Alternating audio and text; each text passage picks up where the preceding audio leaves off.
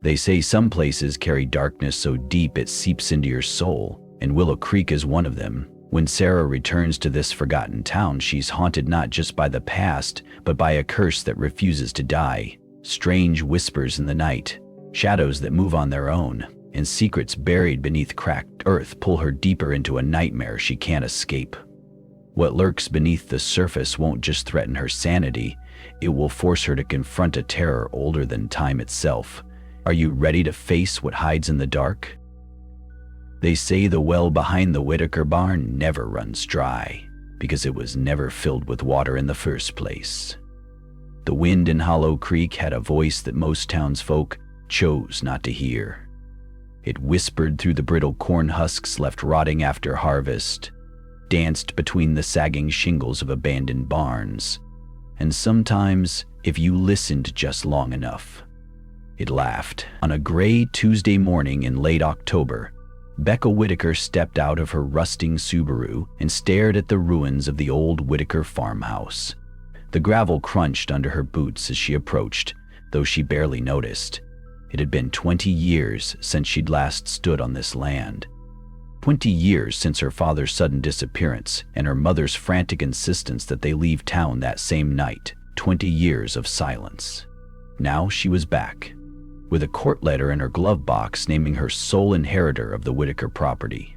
Not that it meant anything. Half the windows were shattered, the paint had long surrendered to moss and mildew, and the barn leaned at an angle like it was trying to escape its own shadow, but the well remained. Tucked behind the barn and shielded by overgrown brambles, the stone-ringed pit stood as if time had forgotten it. Becca's eyes were drawn to it immediately, like a magnet to rusted iron. She took a hesitant step closer before catching herself and shaking her head. "This is insane," she muttered, brushing her auburn hair behind one ear. "It's just an old piece of rock, nothing more." Still, something lingered, an itch at the back of her neck, a tightening in her chest. Inside the house, dust blanketed every surface. Mice had claimed the pantry, the wallpaper peeled in long curling strips, and the air smelled of something faintly sweet and wrong, like forgotten fruit just past rot.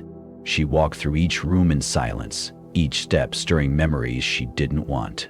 Her father's armchair was still in the corner of the living room, its cushion sunken where his tall frame had once rested. The floorboard near the fireplace still creaked, just like it did that night, the night he vanished, after walking out into the fog to check on the barn. She found her mother's journal upstairs in the bedroom closet, hidden beneath a floorboard. It was wrapped in oilcloth, brittle but intact. Becca hesitated, then opened it.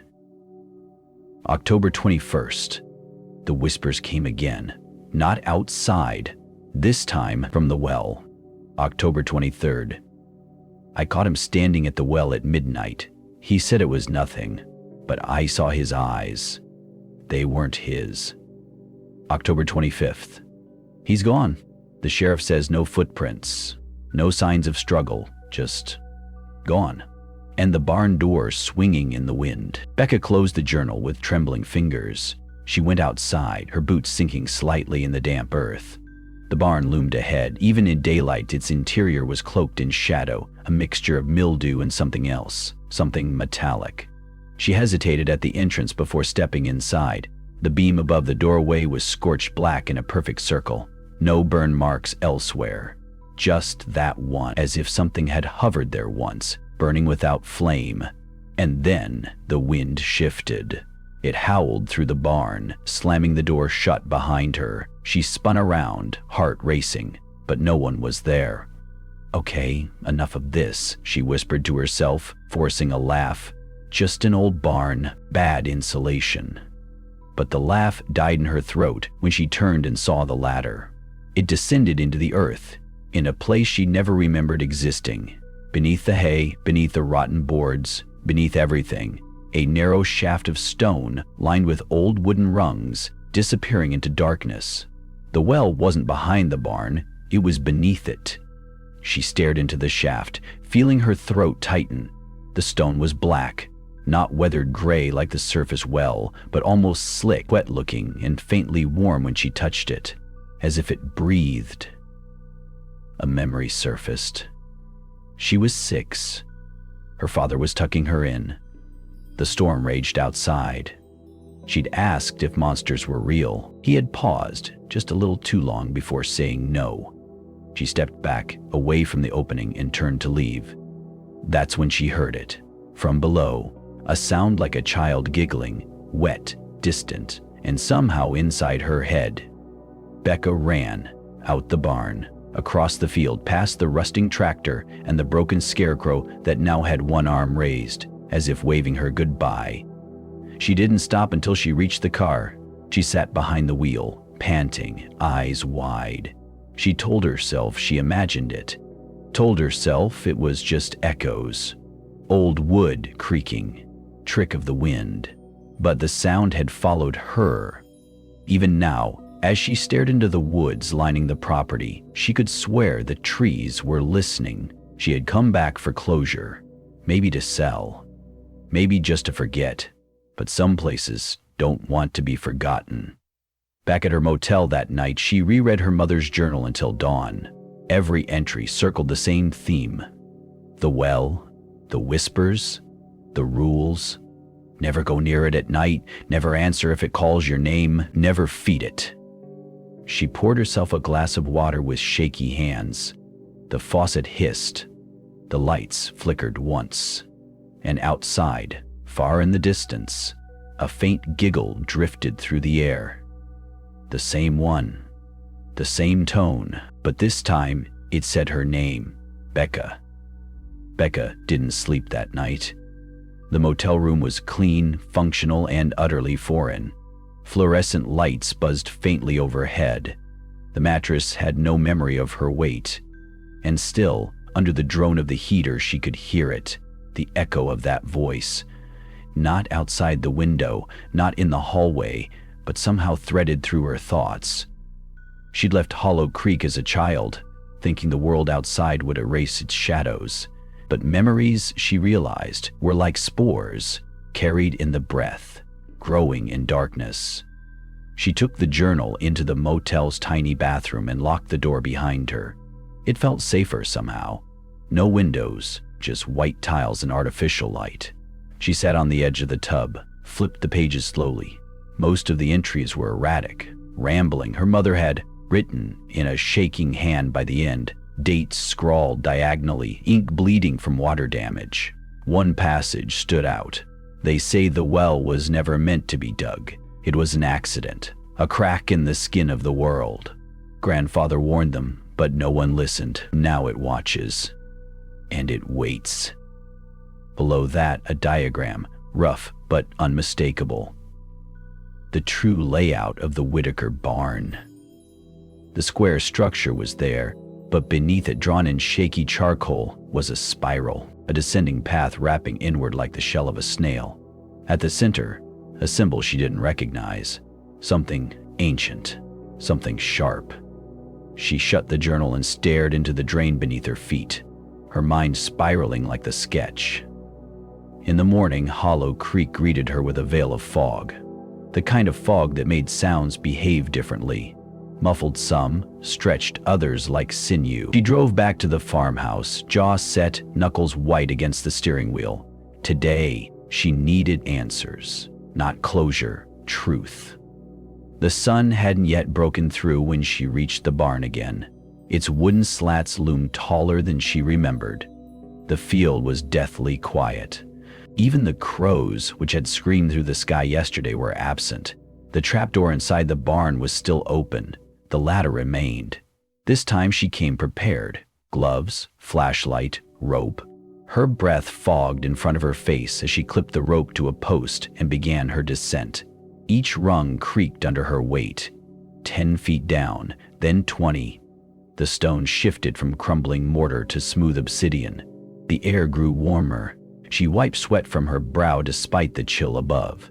At 30 feet, she stepped off the final rung into a low-ceilinged chamber. Her flashlight flickered, stuttering against the wet walls. The floor was earthen, packed with old straw, brittle bones, and bits of rusted metal. She turned in a slow circle.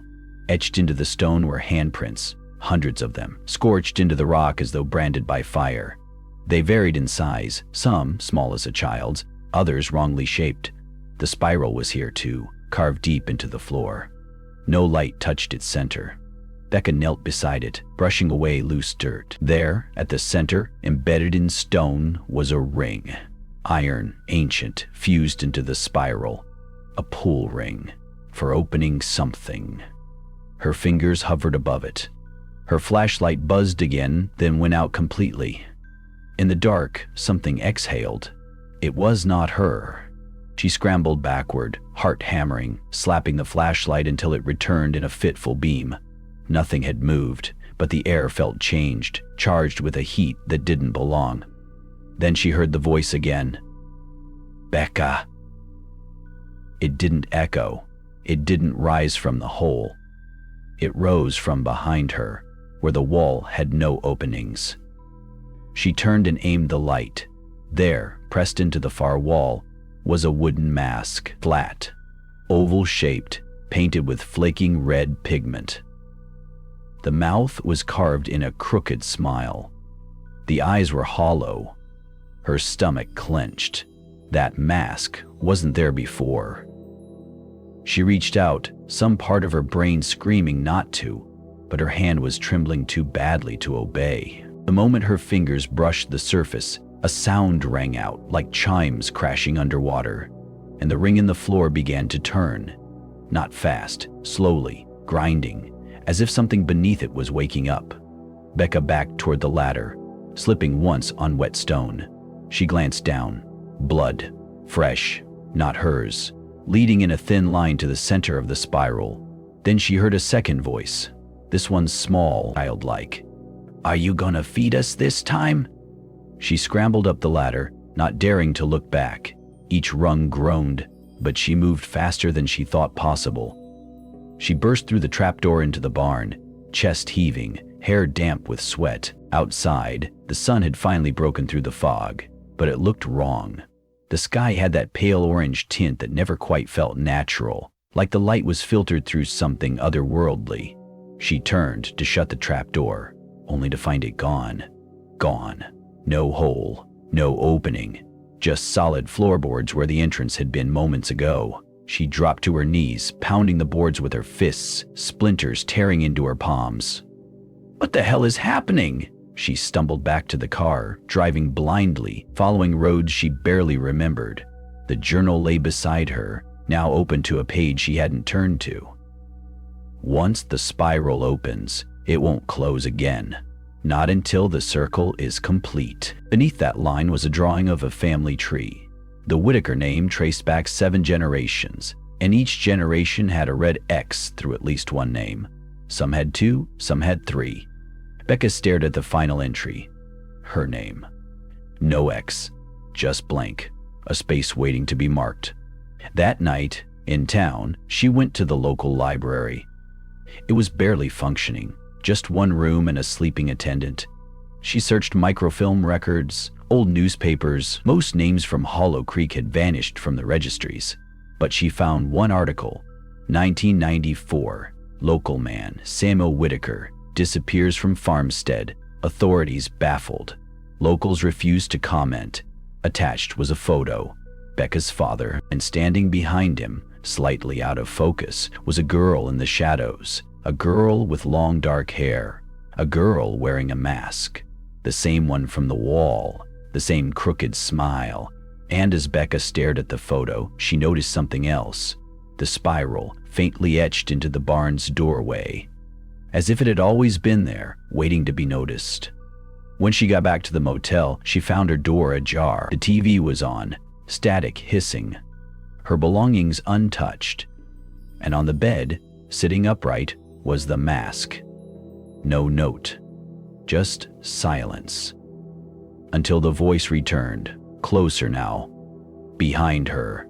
"Becca, you left us hungry." The first lie Hollow Creek ever told was that people left.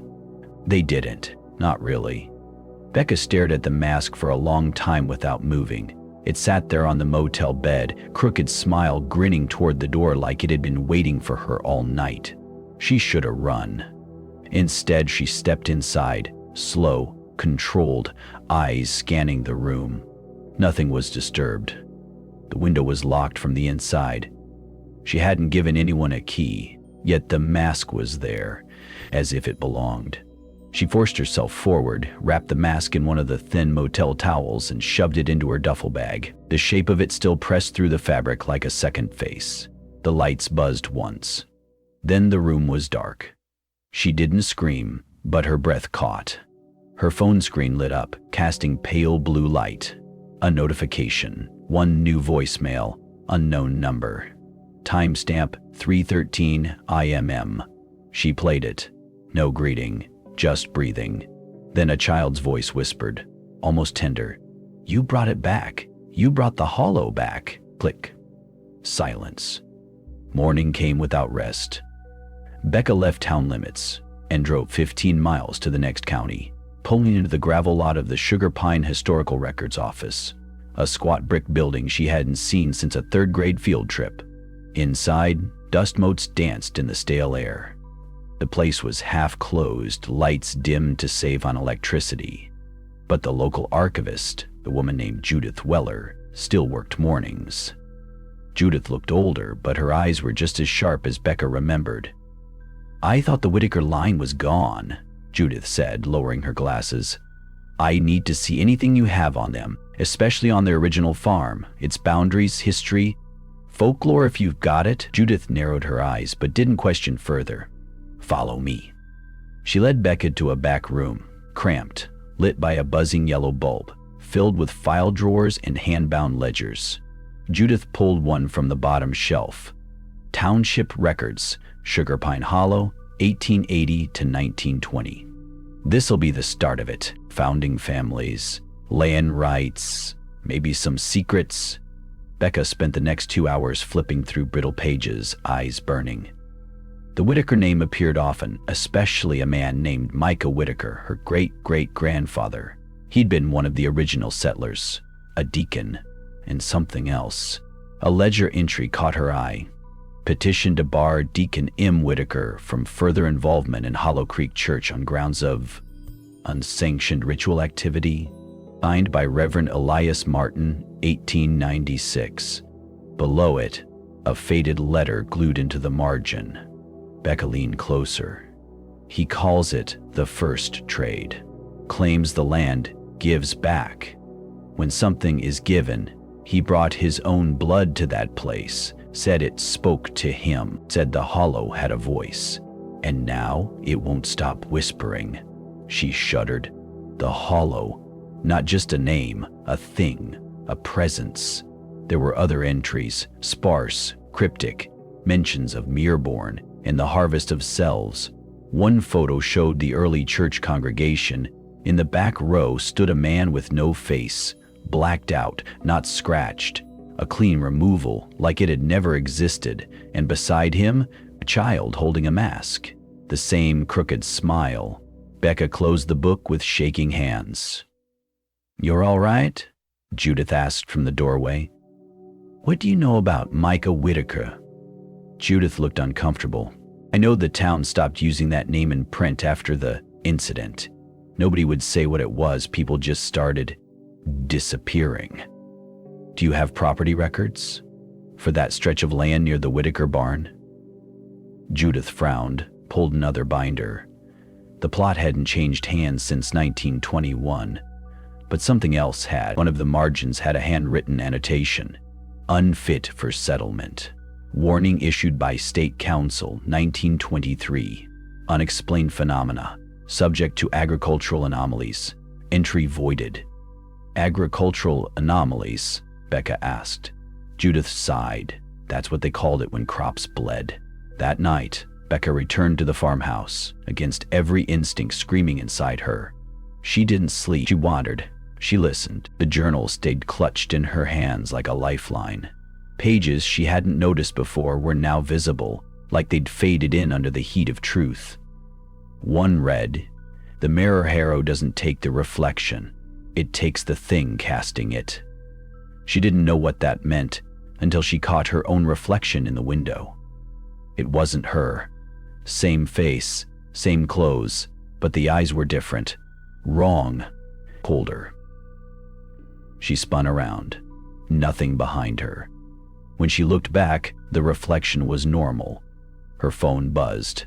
A message. Unknown sender. Don't go near the well. It remembers your name. No number. No history. She deleted it, but the screen flashed again. Same message. Again.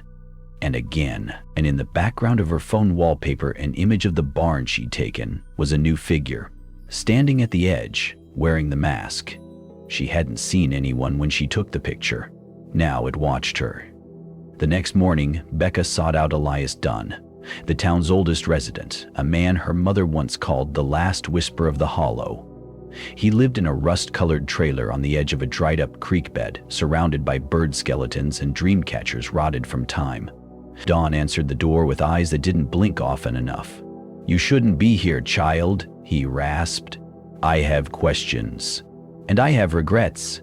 He let her in. Inside was cramped but lined wall-to-wall with journals, old maps, and jars filled with dirt, hair, and something that might have been teeth. She told him her name.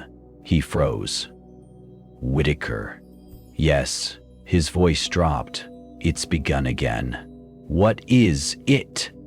He didn't answer directly. Instead, he reached into a drawer and pulled out a blackened coin. It was etched with the same spiral as the barn floor. Micah gave the first trade, Dunn whispered. His son the second. Your grandfather the third. What were they trading? Selves. Becca blinked. What? He held the coin to the light. The hollow doesn't want things. It wants mirrors. Every time your bloodline offered something, the town stayed quiet. Whole for a while, but the trades never lasted. Because it wasn't a thing that was offered. It was a version of them, their other self.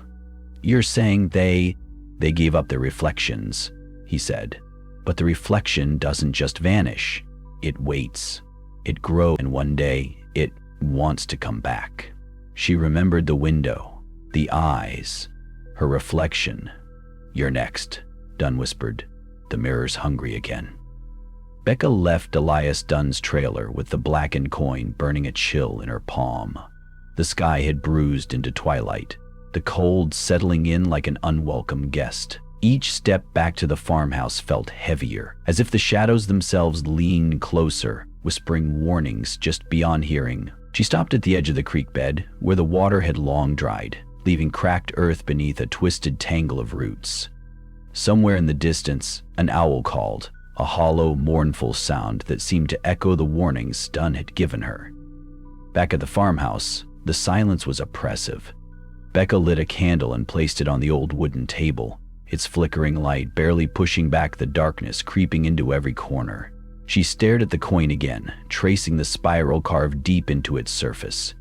It was ancient, older than the town itself. Her fingers trembled. The thought of trading selves twisted in her mind.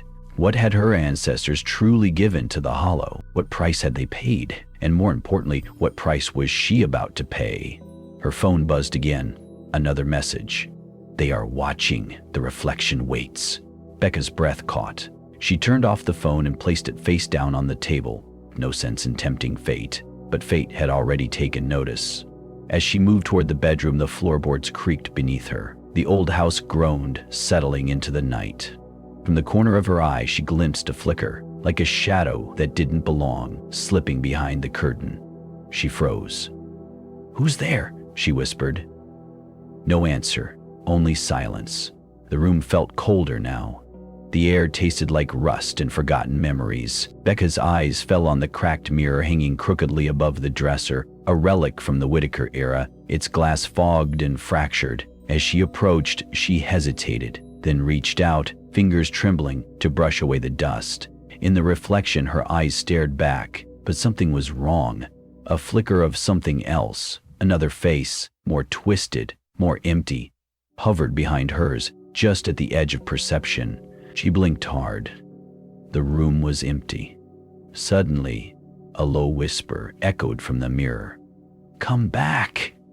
Becca staggered back, heart pounding. The whisper was a voice she'd never heard before, but somehow knew, like a memory half forgotten, buried beneath layers of time. Her knees buckled, the candle flickered violently, casting grotesque shadows that danced along the peeling wallpaper.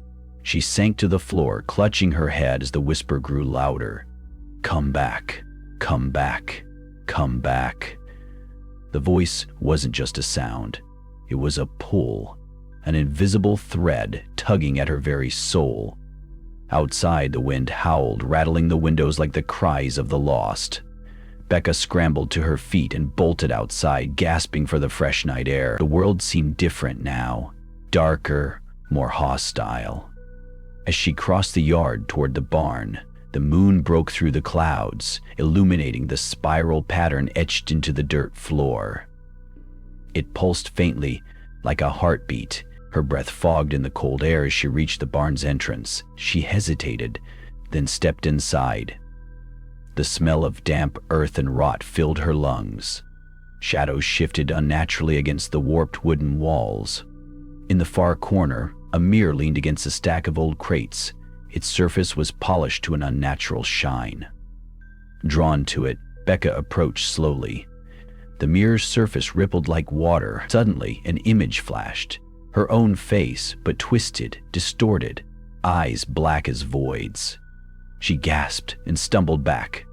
Then the barn door slammed shut behind her. Darkness swallowed the room. A cold breath brushed her neck. Welcome back. Morning came slow and gray. Becca was found on the barn floor by a local hunter, shivering, whispering incoherent fragments about mirrors and voices. Her eyes were wide, haunted. She returned to the farmhouse, but the air felt heavier, as if the walls themselves remembered what she'd seen. Determined to understand, she revisited the Sugar Pine historical records, digging deeper into the town's archives. One old newspaper clipping stood out, yellowed and brittle. Strange lights and disappearances near Hollow Creek. Residents speak of the Mirror Era. Published June 12, 1924. The article told of a series of disappearances tied to the Whitaker farm. Witnesses reported glowing figures and voices from mirrors. Several locals vanished without trace, last seen near the old barn. The final line chilled her. Authorities remain baffled, urging residents to avoid the area after dusk. Becca's mind raced. The Mirror Herald, this had to be connected to the trade Dunn spoke of. A ritual? A curse? Something that harvested reflections and souls alike? She sought out Sheriff Tommy Graves, a grizzled man with deep lines, etched by years of hard living. At the station, Becca laid out her findings. Graves listened, skepticism tightening his gaze. "I don't put much stock in old ghost stories, Becca," he said. "But the disappearances, they're real, and they always seem to circle back here." He tapped the map on the desk, tracing a finger around the Whitaker property. "Nobody's dared go near the barn since the 20s. Why?" Becca asked. "Stories, superstition, folks say the hollows got teeth." Graves's voice dropped. "If you're serious about digging deeper, be careful. People around here don't take kindly to stirring up old ghosts." Outside the station, Becca noticed a flicker of movement. A figure slipped between the shadows of the parked cars. A woman, her face obscured by a wide-brimmed hat, eyes glinting with cold intent. Before Becca could call out, the woman vanished into the morning fog. That night, back at the farmhouse, Becca was restless. Sleep was a stranger. The house seemed to breathe with her. Every creak and groan a whispered warning. She stared into the cracked mirror again, willing it to show her answers. Instead, it showed her another image. A glimpse of a child standing silently in the barn's dark corner, wearing that same crooked mask. The child's eyes were hollow. The child whispered, "Come back." Becca's phone buzzed sharply on the table. Another message. This time, a photo attachment. It was the barn. But in the doorway stood two figures. One was herself. The other was not. The figure wore her face, but the smile was wrong, twisted, cruel, and unnatural. Becca dropped the phone, heart pounding. The reflection in the mirror cracked, cliffhanger. A sudden knock shattered the silence. Sharp, urgent, coming from the front door. Becca's blood ran cold. She wasn't expecting visitors, not at this hour. Slowly, cautiously, she moved toward the door. And through the frosted glass, she saw it.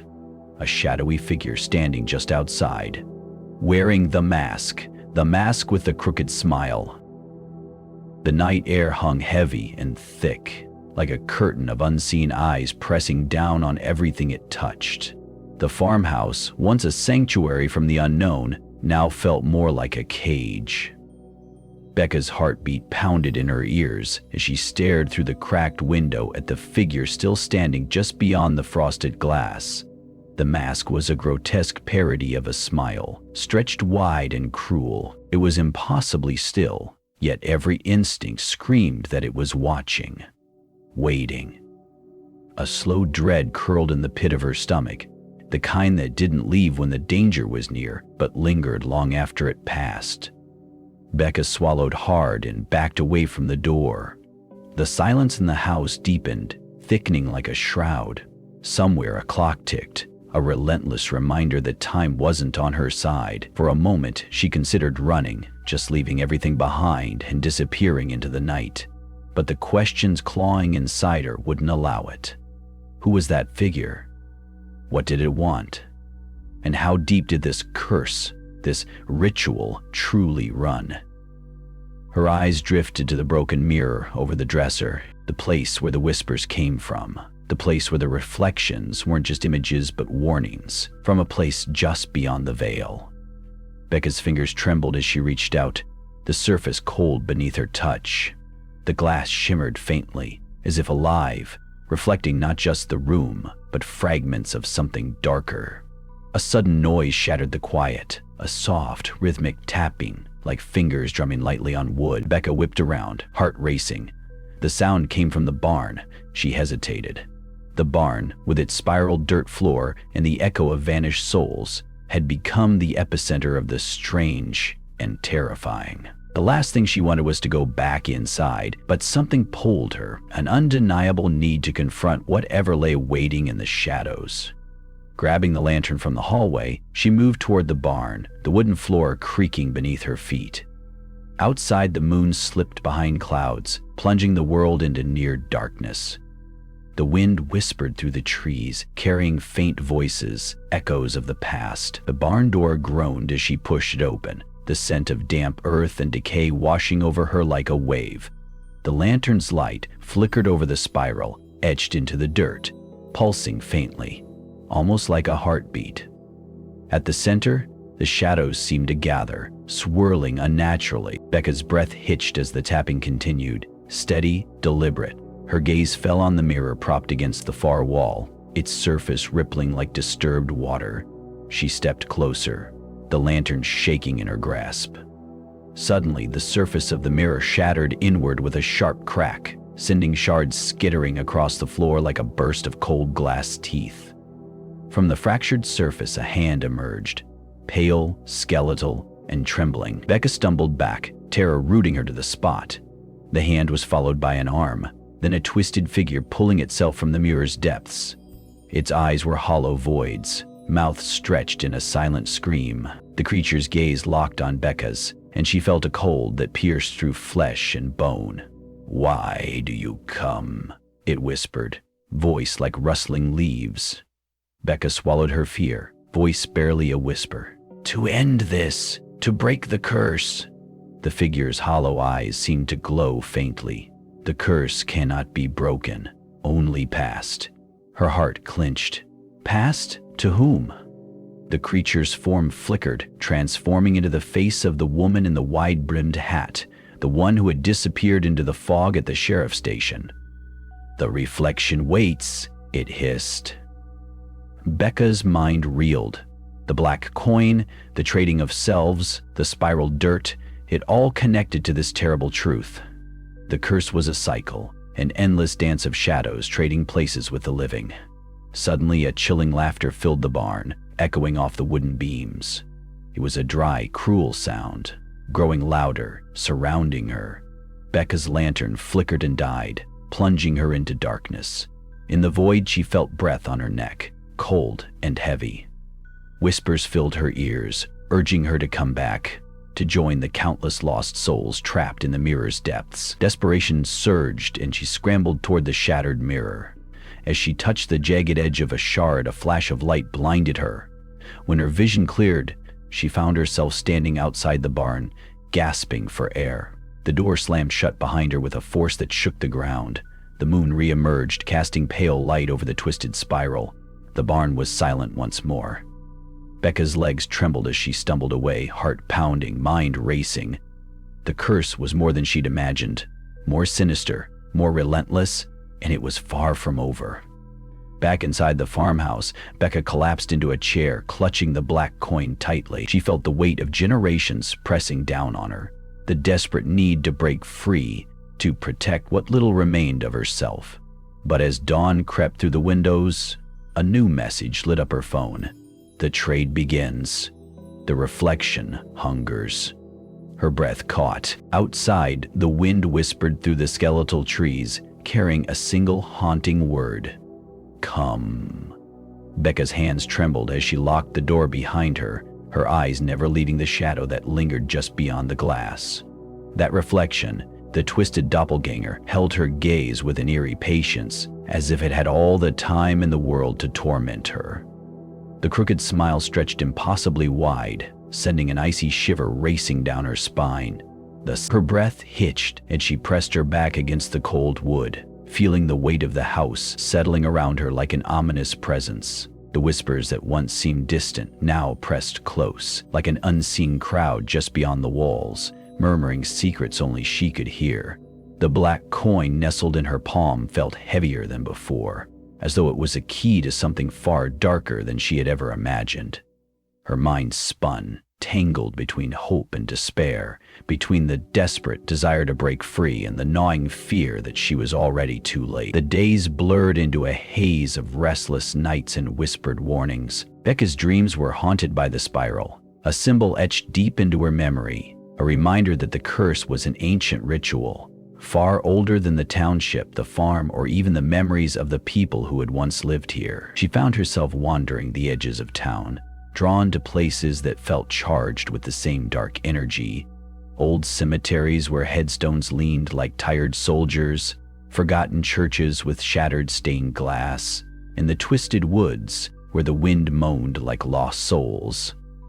One evening, as twilight bled into night, Becca stood beneath the skeletal branches of a gnarled oak at the edge of the forest. The sky was bruised with dark clouds, and the first drops of rain began to fall, cold, sharp, and unrelenting. Her phone buzzed, a message from an unknown number. They are coming, you cannot hide. Panic tightened her chest. Who were they? The reflection? The curse? Or something worse lurking just beyond sight? A sudden crack snapped through the air. Becca spun, heart pounding, to see a figure stepping from the shadows. Sheriff McAllister. His weathered face was grim, eyes hollow but alert. "Becca," he said quietly, "there's something you need to know about this town, about the curse." She swallowed hard. "I'm listening." He motioned for her to follow him toward the sheriff's station. The air grew colder with every step, as if the night itself was warning them away.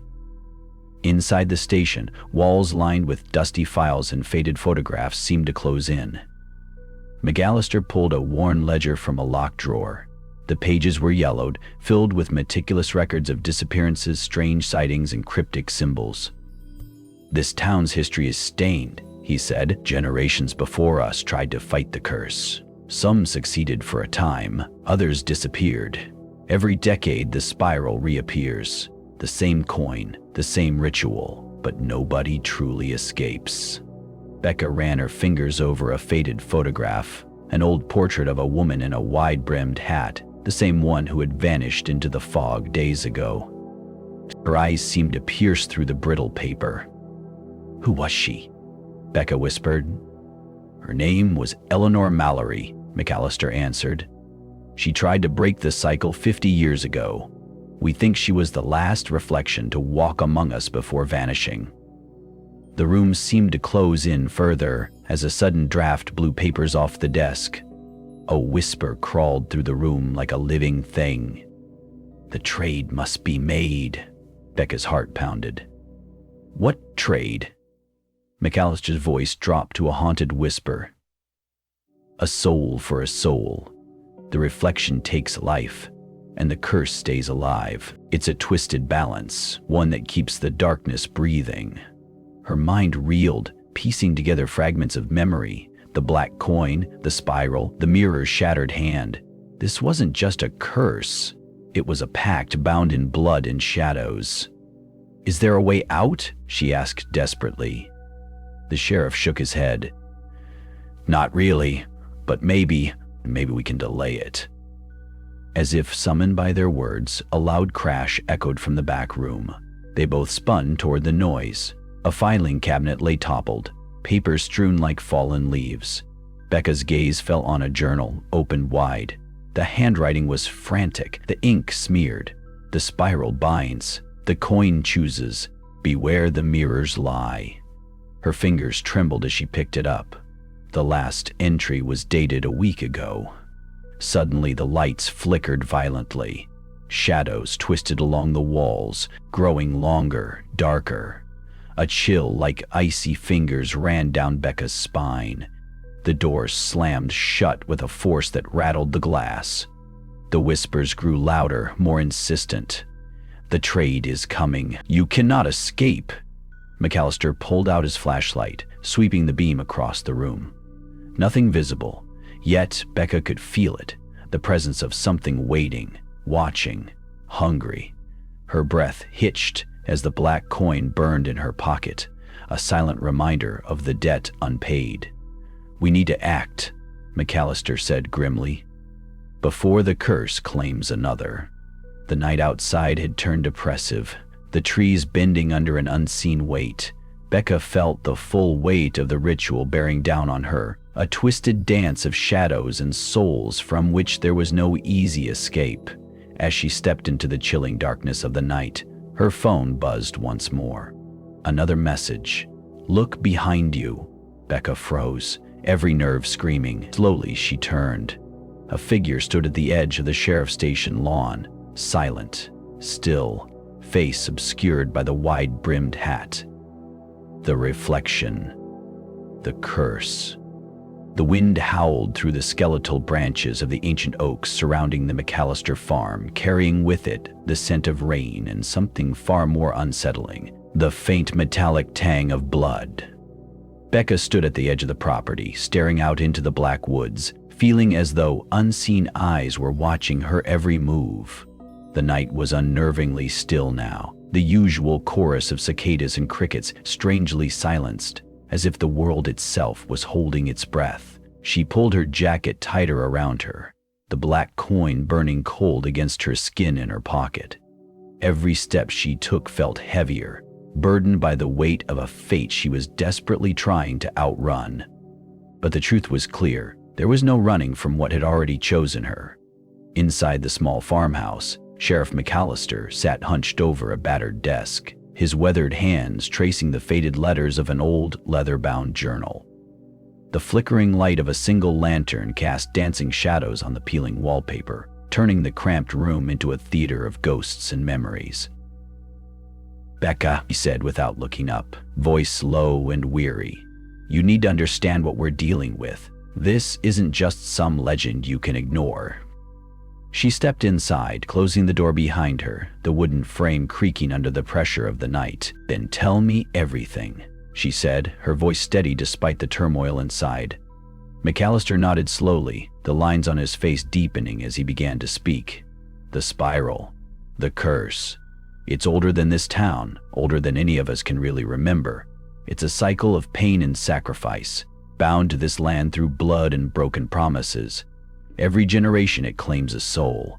A trade, they say, a soul for a soul. The black coin is the key, the mark of those chosen." Becca's fingers tightened around the edge of the journal. "And the reflections? The mirror images I've seen?" "The cursed ones," McAllister replied grimly. "Souls trapped between worlds. They walk among us, but they aren't really alive. More like shadows, echoes of the original sacrifice. Eleanor Mallory was one of them. Tried to break free, but the curse doesn't let go that easily. A sudden crackling from the fireplace made them both jump. The flame sputtered, casting jagged light across the room. Becca glanced at the hearth, noticing a small envelope that hadn't been there before. With hesitant hands, she picked it up and unfolded the yellowed paper inside. The handwriting was spidery, almost frantic. The spiral tightens. The coin will choose. Trust no one, not even the shadows. Her heart thudded against her ribs. Who sent this? Before McAllister could answer, a loud knock rattled the door. Both froze, eyes locking. The knock came again, more urgent this time. McAllister moved cautiously to the door, peering through the peephole. "It's Lily," he said. "She said it's urgent." Becca felt a flicker of hope. Lily, the local librarian, a quiet woman with a deep knowledge of the town's history and folklore. If anyone could help unravel this, it was her. She opened the door to reveal Lily, soaked from the rain that had begun to fall outside, her eyes wide and desperate. "You have to come with me," Lily whispered, glancing nervously over her shoulder. "There's something you need to see, something in the archives." Without hesitation, Becca grabbed her coat and the three of them hurried through the rain-soaked streets toward the library.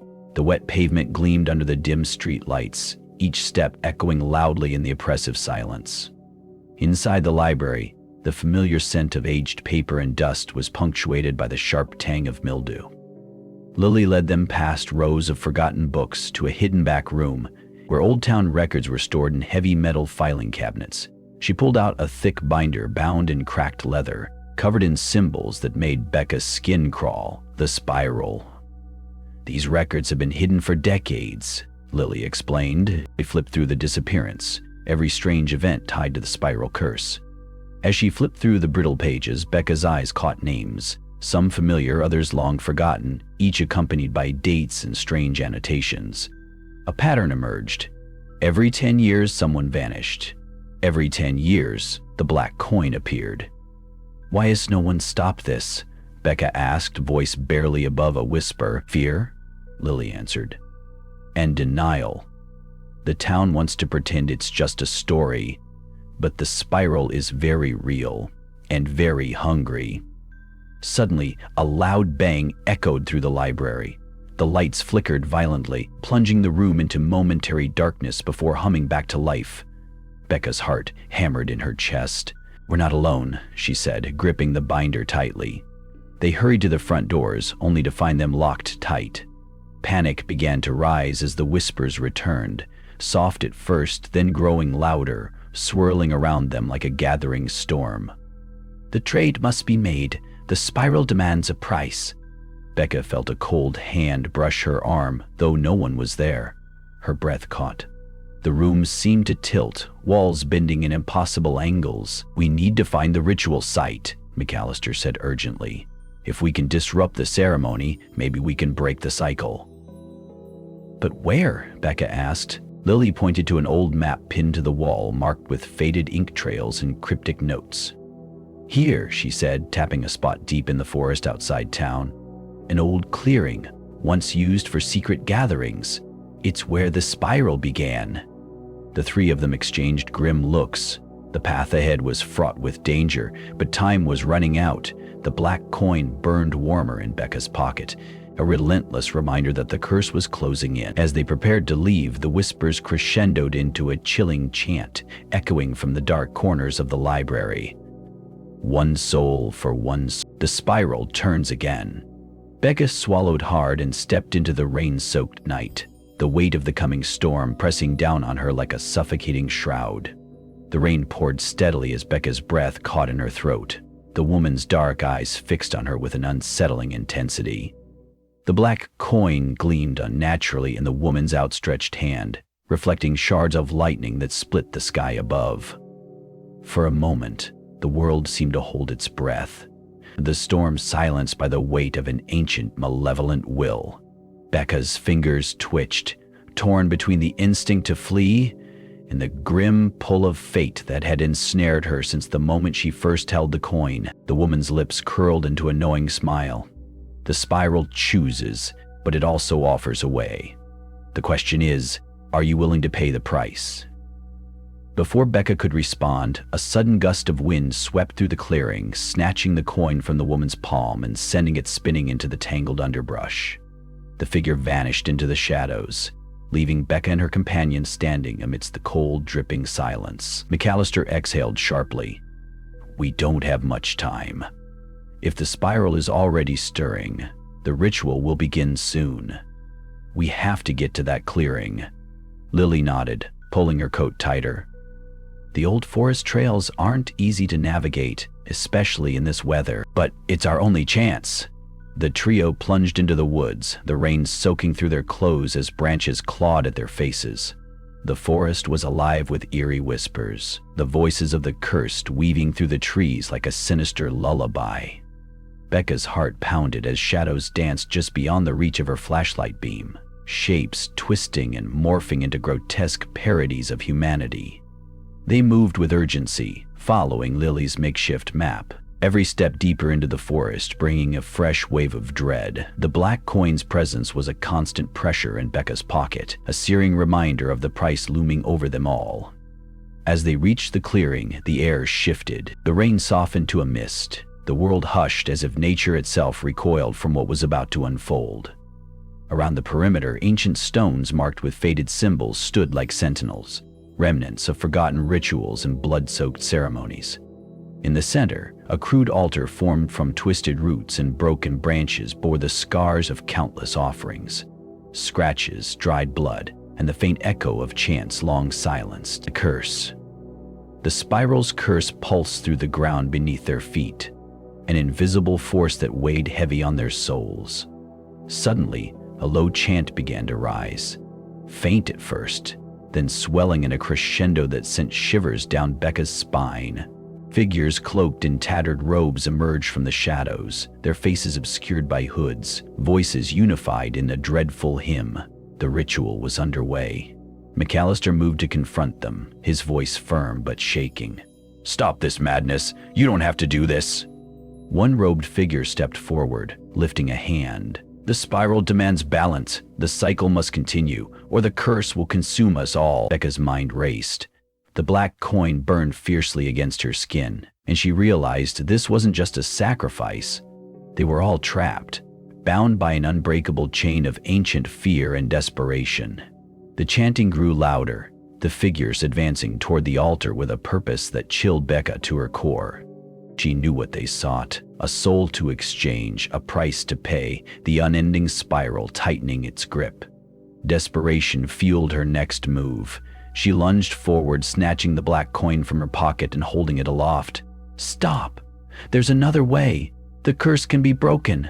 The chanting faltered, the robed figures hesitating as if struck by a sudden doubt. The woman in the wide-brimmed hat reappeared, stepping through the mist with a ghostly grace. Her smile was both cruel and comforting. "Many have tried to defy the spiral," she said softly. "Few understand its true power. Do you?" Becca swallowed hard, the weight of every choice crashing down upon her. The coin pulsed in her hand, alive with the promise of salvation or destruction. In that moment, the ground trembled. The trees groaned as unseen forces awoke beneath the earth. Shadows lengthened, and the whispers turned into screams that echoed through the night. Becca looked around, heart racing. The clearing was no longer a place of ritual, but a battleground between light and darkness, hope and despair. Suddenly, the black coin slipped from her grasp, spinning into the shadows once more, and from the darkness, something ancient stirred. A presence neither fully seen nor understood, its hunger insatiable. The air was thick with silence, but it wasn't the peace of calm. It was the suffocating stillness that comes before a storm breaks loose. Becca's eyes darted through the dense undergrowth, searching for any sign of the creature that had emerged from the shadows the night before. The forest around her seemed to hold its breath, as if waiting for something unspeakable to happen. Her heart pounded relentlessly, echoing the dread that gnawed at her from within. Every rustle, every whisper of wind through the twisted branches felt like a warning. The spiral's curse was no longer a distant threat. It was here, alive and hunting. Becca's hands trembled as she clutched the black coin, now dulled and cold, yet still pulsing faintly with a dark energy. She knew this coin was the key, either to her salvation or her doom. There was no turning back. Ahead, the faint glow of dawn struggled to pierce the canopy, casting long shadows that danced like specters. The path was barely visible, overgrown and treacherous, but McAllister and Lily were nowhere to be seen. Fear gripped her tighter. Had they been caught by the creature? Or worse, had they fallen victim to the spiral's ancient hunger? The forest closed in, every tree a silent witness to the horrors unfolding. Becca's mind replayed the ritual, the chanting, the robed figures, and the woman with the wide-brimmed hat. Her cryptic words echoed relentlessly. The spiral chooses, but it also offers a way. Are you willing to pay the price? She swallowed hard, the weight of destiny pressing down on her. What price was left to pay? What sacrifices remained? Suddenly, a sharp crack shattered the stillness, a twig snapping underfoot. Becca froze, muscles coiled, senses razor sharp. From the shadows a figure emerged, Lily, her face pale but resolute. "We can't wait any longer," Lily whispered urgently. "The ritual's final phase is starting tonight. If we don't stop it, the curse will consume the entire county." Becca nodded, steeling herself. "Then we finish this." Together, they pressed forward, deeper into the heart of the forest. The terrain grew wild, the air thick with the scent of damp earth and decay.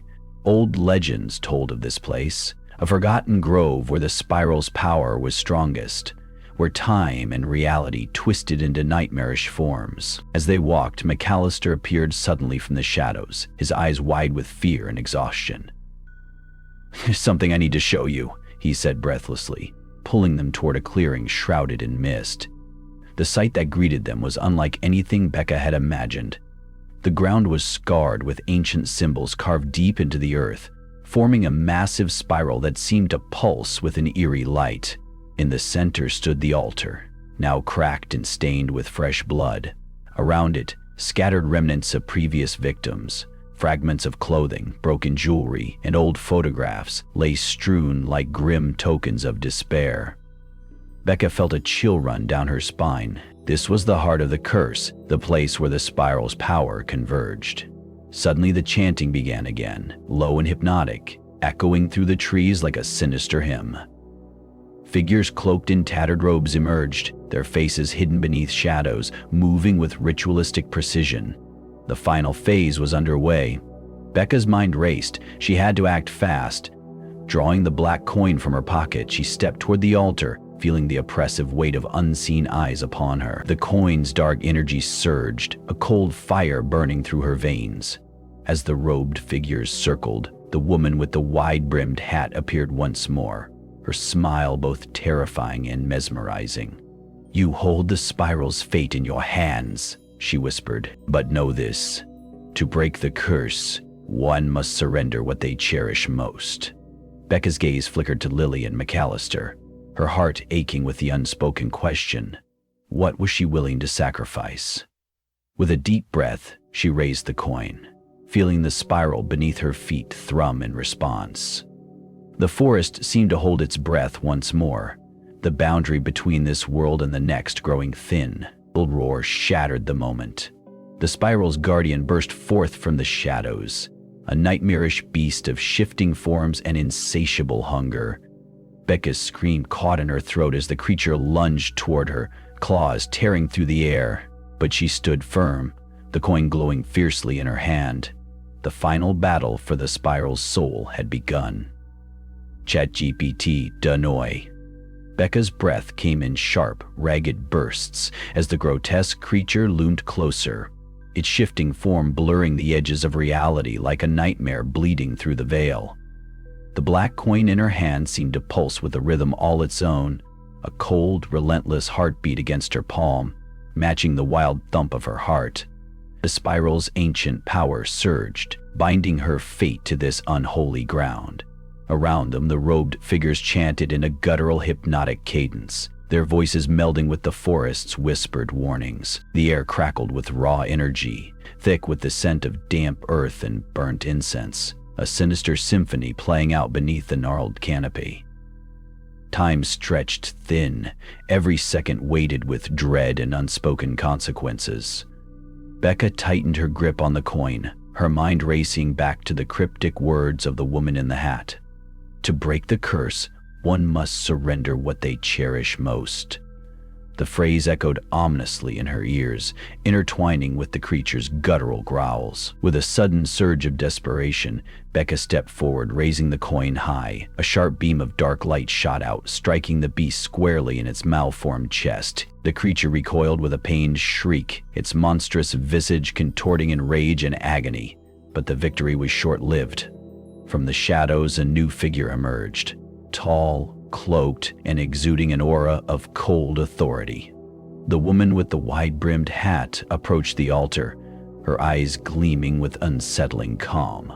"You have fought bravely," she intoned, "but the spiral demands more."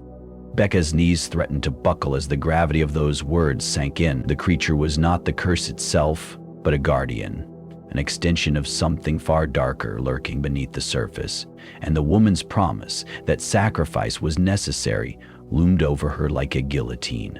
"Tell me," the woman said softly, "what will you give in exchange for the spiral's release? What holds the most weight in your heart?"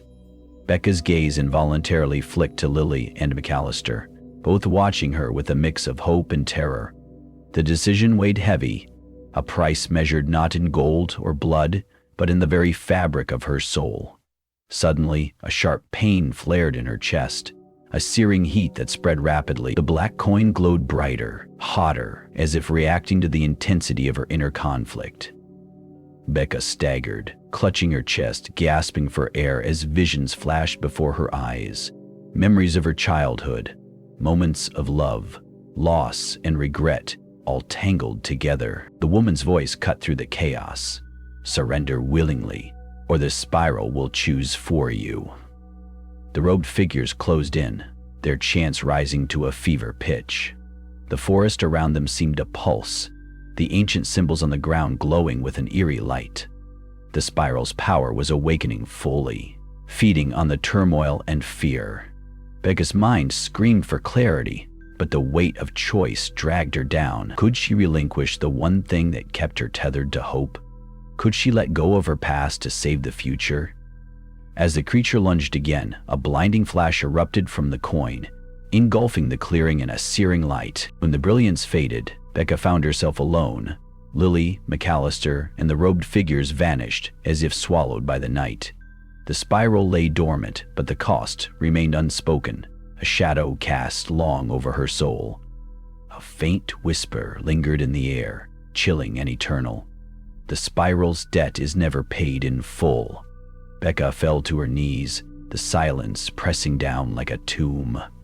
And somewhere, deep in the woods, something ancient stirred once more. Dien Han Viet Chapter 6, Ban Wong, Theo Dung Dan Yi, Da Choch Du De Tren 1200 Tu Bei Fong Catch Horror, Mai Lin Mach Voi Fan Trok, Ban Cho Trong Gai Lat Ne. The night was thick with silence, a heavy curtain that seemed to smother the very breath from the air.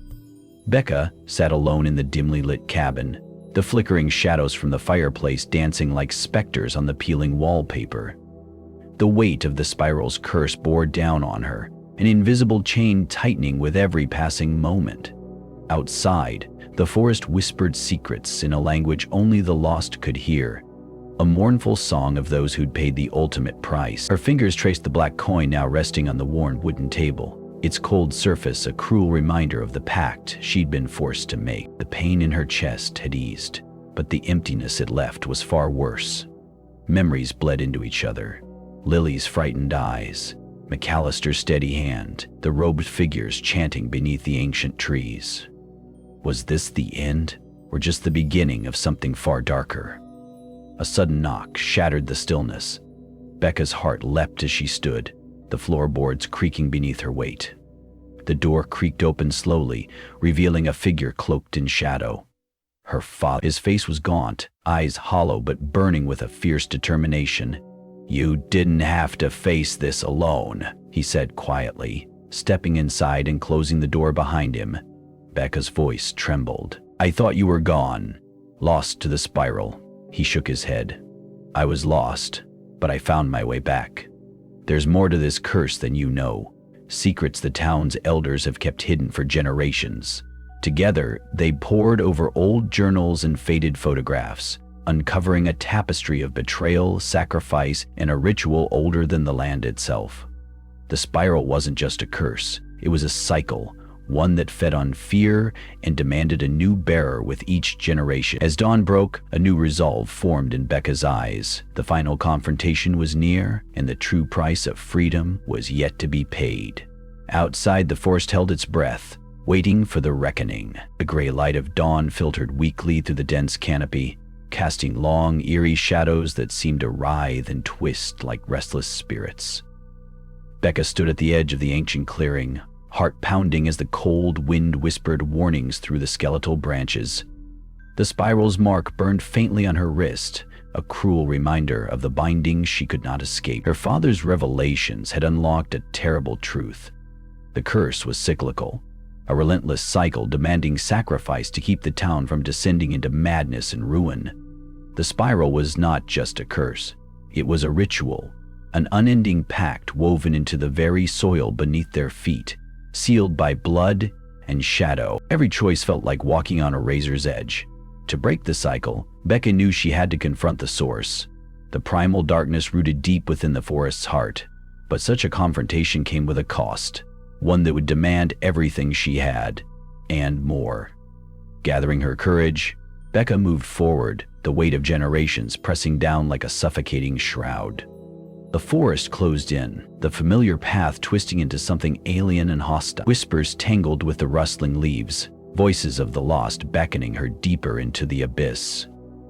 Suddenly, the chanting began, a low, guttural sound rising from the shadows, echoing from the circle of ancient stones that stood like sentinels in the clearing's center. The robed figures emerged, faces obscured, eyes gleaming with unnatural light.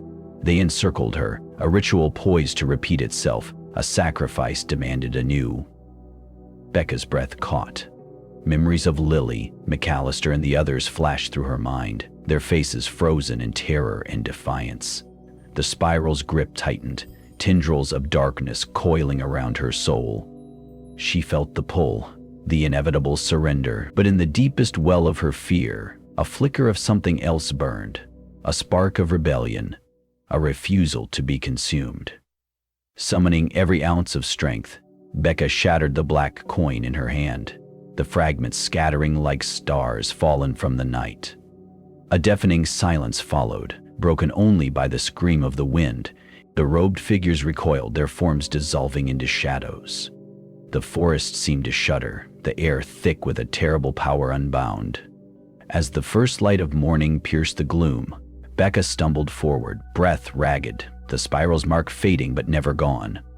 Freedom was within reach, but at what price? Behind her, the whispers rose again, colder, more sinister. The cycle was not broken, it was waiting, and so was something else. A pair of eyes, burning with an ancient hunger, watched from the darkness. Thank you so much for joining me on this dark journey through the haunted woods and cursed secrets of our story. I hope the twists, chills, and mysteries kept you on the edge of your seat and gave you that thrilling, spine-tingling experience you came for. If you enjoyed this story, please don't forget to like, subscribe, and hit the notification bell so you never miss out on new horror tales, urban legends, and ritual horrors inspired by true American folklore. Your support means the world and keeps the lights burning on this channel. Feel free to share your thoughts, theories, or personal experiences in the comments below. I love hearing from fellow horror fans and mystery seekers. Remember, sometimes the scariest stories are the ones that linger long after the lights go out. Stay curious, stay cautious, and as always, watch your back. Until next time, keep the nightmares close and the doors locked.